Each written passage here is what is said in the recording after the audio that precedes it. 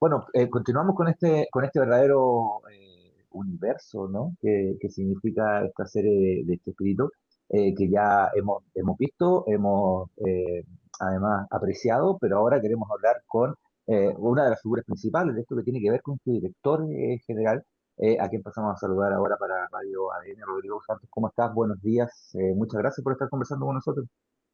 Buenos días, no, muchas gracias a ustedes por tenerme aquí. Gracias, Rodrigo. Rodrigo, lo primero que te queríamos preguntar, ¿no? Es yo decía, este universo que significa este escrito, porque es un universo y hay que acotarlo, evidentemente, para convertirlo en una serie y en un producto que mezcla la realidad con la ficción, inspirado en hechos reales, pero que es un producto de ficción. Desde ese punto de vista, ¿cómo fueron acotando este universo? Porque se pueden contar muchas historias y mil historias de este espíritu, ¿cómo lo fueron acotando para enfocarlo en algunos momentos determinados y en algunas líneas determinadas? Bueno, muchas gracias, Cristian. Hay un trabajo hecho previo a que yo entrara al proyecto que tiene que ver con la escritura que hicieron Paulina, Roberto y otro equipo en el que eh, yo creo que les costó mucho trabajo, pero fueron quitando cosas porque como tú dices, el universo y la vida de Roberto es muy vasto. Y una vez que eso quedó en guiones que yo ya leí, que ya eran para producir, hubo un nuevo trabajo ya nuestro de los directores con producción, pero también con los escritores, primero de mirar los alcances de la producción, qué sí se puede, qué no se puede. Y entonces hubo algunos sacrificios. Paulina, la escritora, decía que le prendía velitas a veladoras de cosas que tenía que ir matando de los guiones que iban desapareciendo de la historia para concentrarnos. Creo que acertadamente en los momentos y situaciones más significativas de la vida y carrera de Roberto, y luego también en momentos y situaciones que nosotros yo les decía como los momentos brillantes de cada capítulo, ¿no? Que tienen que ver con la creación del Chapulín Colorado, más adelante el Chavo del Ocho, pero también con momentos de su vida, donde él podía este, tomar decisiones o llegar a algún punto que él perseguía, ¿no? O sea, había que acotar, como bien dice Cristian, los momentos de la vida de Roberto para que fueran significativos. Y en ese sentido ya fue trabajo de los directores como encontrar esos momentos muy brillantes como para entregar como al público, ¿no? Claro. Rodrigo, pero además hay algo muy bonito en esta serie y es que están los hijos de Roberto Gómez Bolaño incluidos, ¿no? Edgar Vivar incluso también lo vemos en escena, ya lo hemos visto. Y cuando tuvimos la suerte de estar en España en los premios Platino, Pablo Cruz nos decía que él se acercó a la figura de Chespirito y todos los personajes ya grandes, después de los 20 años. ¿Cómo fue en tu caso y cómo te marcó como para asumir el trabajo definitivamente? Bueno, la primera junta, yo me acuerdo la primera conversación que tuve con el equipo cuando me contrataron. Yo llegué con muchas preguntas y era muy claro para mí que era una serie cercana a la familia, ahí estaban los hijos, y entonces había que asumir eso y abrazarlo como una capa más del proyecto y una capa buena, decía yo, porque es una actriz que yo admiro mucho que se llama Karina Gidi, que hace a la mamá de Roberto, hace a Elsa Bolaños. Un día en una junta me decía que estaba muy contenta con los guiones porque sabían a caldito de pollo. Eso es una expresión mexicana como para, o bueno, no sé si en Chile también la usan, para decir que es algo muy casero, muy cercano, que cuando estamos enfermos nos dan caldito de pollo.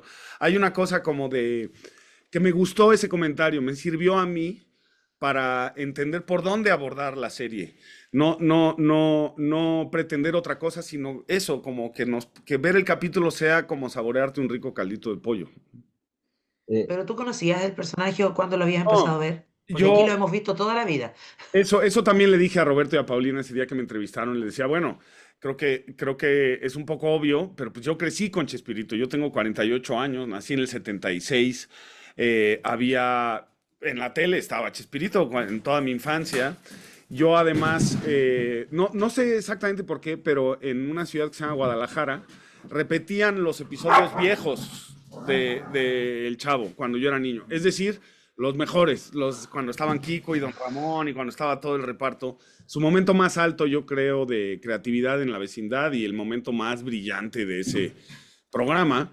Entonces yo no los podía ver en la Ciudad de México porque aquí pasaban los nuevos, que ya eran los caquitos, otro tipo de sketches, donde ya no estaban esos personajes. Pero en Guadalajara de niño, que yo pasaba mucho tiempo ahí por la familia, veía los capítulos viejos que no me había tocado ver porque yo era muy chiquito.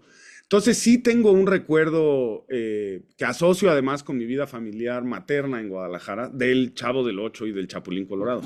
Ahora, mi personaje favorito, que siempre me gustó y me sigue gustando mucho, es el Chapulín Colorado. Hay una cosa además luego ahora con la serie y estudiando la vida de Roberto, que yo no la conocía, yo conocía a sus personajes. Y otra cosa que pues parece muy obvia, pero es muy difícil de conseguir, y yo señalo en cada entrevista, es que hay frases que yo uso con una naturalidad, o sea, que no distingo, que son de Chespirito y que las uso así nomás, porque crecí con ellas. Y luego he pensado que no solo consiguió meternos palabras o frases en nuestro lenguaje, sino que yo de pronto hay cosas que no sé cómo expresar de otra manera. Como si solo se pudiera, como si la cosa misma, no solo la palabra, o sea, una chiripiorca, no es solo que estás aturdido, no solo que estás nervioso, no, no sé qué es, pero cuando la uso, no se me ocurre que se pueda decir de otra manera, ¿no? Entonces, pues, más allá del recuerdo de los personajes de Roberto y de mi vivencia como niño, de cómo los disfruté, está esta reflexión de, ay cabrón, o sea, Chespirito está muy presente todavía entre nosotros, aunque no nos demos cuenta. Mis hijos usan frases y no lo vieron. Bueno, ahora ya lo vieron porque les empieza el chanfle y capítulos y han visto muchas cosas, pero era como recuperar muchísima, era un ejercicio de memoria, nunca comparable al que hizo la familia, pero para nosotros también lo era, acordarnos pues, de lo que significaban para nosotros. Hay una anécdota que los voy a dejar preguntarme porque me arranco y empiezo a hablar, pero cuando hicimos las pruebas de cámara, vimos a los personajes, a nuestros casting, a nuestros actores, en su versión de persona, vamos a decir, a Roberto con distintos vestuarios, a Graciela, a Margarita, y al final queríamos probar cómo se veían los colores de la vecindad, con los vestuarios de la vecindad, en estas cámaras nuevas, ¿no? Queríamos hacer una prueba de esa colorimetría. Entonces pusimos paneles muy incompletos, de 1 metro por 1 metro, de colores muy sólidos, el amarillo, ¿no? De los ciertos fondos que tiene la vecindad, y entraron los personajes con vestuario de El Chavo del Ocho, de los personajes de la vecindad. Y los técnicos, los operadores de cámara, todos, yo volteaba, porque oí como un barullo cuando entraron y volteé, y estaban todos sonriendo. Y son señores de mi edad, ¿no? Ahí bigotones, rudos, todos sonriendo, empezaron a cantar las canciones. La verdad es que tuve como, ese momento me pareció una señal buena, como que dije, a la gente le gusta volver a verlos, ¿no? Que era una pregunta que yo me hacía. Y Entonces, claro, pues fue un ejercicio de memoria muy, muy bonito, con momentos de nostalgia, pero sobre todo con momentos de mucha alegría. Son recuerdos gratos, la verdad. claro. Bueno, yo le voy al Necaxa también, Rodrigo, ¿no? A propósito de las frases, ¿no? Le voy al Necaxa. Eh, el, lo que tú estás comentando respecto a estas cosas generacionales, ¿no? Eh, Chespirito tiene algo como que tienen, no sé, los Beatles, así como que le gustan a mi padre, me gustan a mí, le gustan a mi hijo, y a mi nieto de 2 años se queda pegado también bien. Hay un asunto ahí que también es un desafío como director, ¿no? Y como equipo, ¿no? De cumplir esa expectativa porque es una cosa biográfica. Cuando vemos al Chavo, cuando vemos la serie, nos acordamos de nosotros también, de nuestras familias. Ahí hay una comunión que es una expectativa y un desafío, me imagino, como director, ¿no? Sí, había, por ejemplo, que intentar tenemos que envolver, por ejemplo, el Chapulín Colorado, que además ya salió, entonces no puedo, no arruino capítulos. Ajá. ¿Cómo envolvemos la primera vez que apareció ese personaje? La primera vez que apareció en la tele, pues la gente no tenía expectativa, pues porque era un personaje nuevo. Pero ahora, tuvo muchísimo éxito, ¿no? Resonó muy rápido en las audiencias, les gustó, o nos gustó, ¿no? Y entonces, había que plantearse el reto de recrear ese momento, pero ya con toda la historia que tiene el personaje. Entonces, nos pusimos varias reglas, en algunos momentos reglas claras, por ejemplo, de nunca retratar con limpieza un sketch que ya existe. Si se fijan, está recreado el primer episodio del Chapulín Colorado, pero nunca lo ves franco, como si estuvieras viendo tu tele, ¿no? Eso lo cachamos de algunas referencias de cosas que vimos, pero sobre todo fue una posición de respeto. Es como decir, no podemos competir con el sketch original. Y además no son. Por más que logremos que se parezcan, no son. Entonces hay que insinuarlo, ¿no? Y entonces poníamos la cámara de televisión prop en primer plano, o lo hacíamos a través de la cabina de los monitores, o en ángulos que no se usan en la tele. Eso era una regla que nos poníamos para no competir y para respetar los sketches originales. Y luego también había bueno, yo tenía la ambición y los directores estuvieron de acuerdo de alguna manera homenajear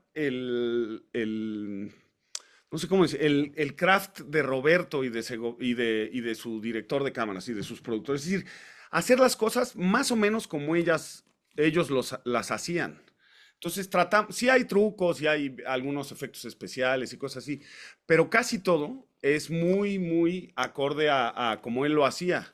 Entonces, pues hay ahí detallitos de cuando empezaron a usar el croma, cositas así que para nosotros era importante como no demeritar, porque pues evidentemente el material que grabó Roberto en su época ya envejeció. La tecnología ha cambiado muchísimo. Entonces, no ponernos por encima de eso, sino respetar ese estilo que él tenía. Eso también fue una regla que nos pusimos para no generar un producto hipermoderno de una cosa que tiene ya 40 años, ¿no? Esas eran nuestras reglas. Ujú. Sí, bueno, de hecho ya se cumplieron 10 años desde que murió Roberto Gómez Bolaño y sin embargo sigue estando súper presente en nuestra vida, en el día a día y uno, como decía Cristian, se conecta con la propia historia a través de lo que nos va contando también Chespirito sin querer queriendo. ¿Existirán posibilidades de extender esta serie o son los 8 capítulos y ya? Mira, eso es una muy buena pregunta, nada más que no es para mí. Estas cosas dependen con mucha frecuencia de la respuesta del público. Entiendo que ha sido buena, pero también es importante que, a mí me importa decir que yo creo que hicimos una serie muy bonita, que tiene calidad, entonces que si se hace una dos, pues es importante que sea una hermana de esta serie y no una cosa, nada más ahí por la urgencia de hacerse, ¿no? Y acotando también a lo que decía Cristian hace un momento de lo transgeneracional, por eso también teníamos esas reglas, porque no quería, o sea, no queríamos hacer una versión, ni solo para mi generación o la de arriba, ni solo para la de abajo, ¿no? Queríamos que un poco todos pudieran leerla, ¿no? Y verla. Entonces de ahí salieron también muchas reglas o muchos, sí, maneras de hacer las cosas que nos impusimos. Era muy complicado el tema del casting. Estoy pensando en alguien que es tan reconocible, personajes que son tan reconocibles, entrañables, ¿no? Cada uno, cada una son entrañables en sí mismos. Entonces, apuntarle al casting, que el que lo hicieron, ¿no? Pero apuntarle al casting, No, me imagino que dificilísimo, dificilísimo. Este, mm, fue un trabajo muy largo. Cuando yo entré no había ningún actor confirmado, pero ya había algunas ideas. Algunos se quedaron, otros no.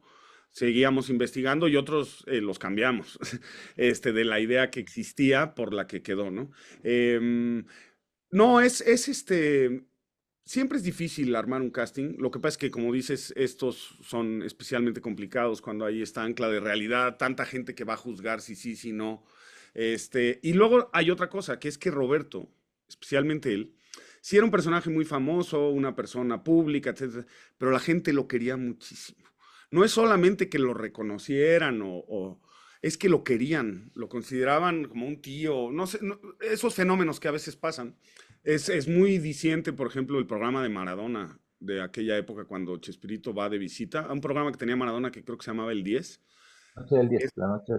muy bonito ver a un personaje como Diego Armando Maradona, el cariño que le tiene a Roberto, ¿no? O sea, este, pero bueno, así como Maradona, muchísima gente lo quería mucho. Entonces, eso hacía difícil el casting, porque no solo se tenía que parecer, sino que tenía que ser querible, amable, de entrada, no con tanta actuación, ¿no? Eso es una cosa que, pues, que nos pasa a todos todo el tiempo. Ves a alguien y sientes que quieres estar más tiempo con él o no, ¿no? Y en pantalla también ocurre. Entonces, fue un casting muy difícil. Hay que reconocer el trabajal que hizo, sí, Isabel Cortázar y Andrea Viati, que son los de casting, pero también los actores. Ya lo saben Paola y Miguel Islas, Paola Montes de Oca que hace a María Antonieta y Miguel que hace a Ramón. Ellos no eran los favoritos, hubo que pelear, pero también ellos se lo ganaron. O sea, lo de Paola fue impresionante. Paola llegó a una sesión de callback, como con 6 colegas, y ella no era la idea favorecida, y llegó ese día y se robó el personaje, o sea, como de ya no hay duda, contrátenla. Y eso es bonito de ver, porque son cosas que logran ellos, ¿no? Que trabajan ellos en su casa. Yo le decía a Pablo también que a mí no me parece que ninguno de los personajes que seleccionamos son opciones obvias. En este caso hay detrás muchísimo trabajo en cada uno, trabajo de ellos, trabajo de vestuario y caracterización. Pero una vez más, aquella anécdota cuando la gente sonrió, cuando los vio y se puso contenta, dije, mira, no vamos tan mal, ¿no? Nos gusta verlos. Esas pruebas de cámara, fueron muy alentadoras, la verdad. O sea, fue una semana antes de filmar con muchas dudas y de pronto fue, mira, se ven bien, funcionan, ahí, uno encuentra motivación cuando las pruebas salen bien. Rodrigo Santos, director de Chespirito sin querer queriendo, muchas gracias por tu tiempo con ADN. Nosotros seguiremos fieles ahí a los capítulos semanales y a ver si llega la segunda temporada. Muchísimas gracias a ustedes, encantado de platicar del proyecto. Muchos saludos a Chile y aquí estoy para lo que quieran cuando quieran.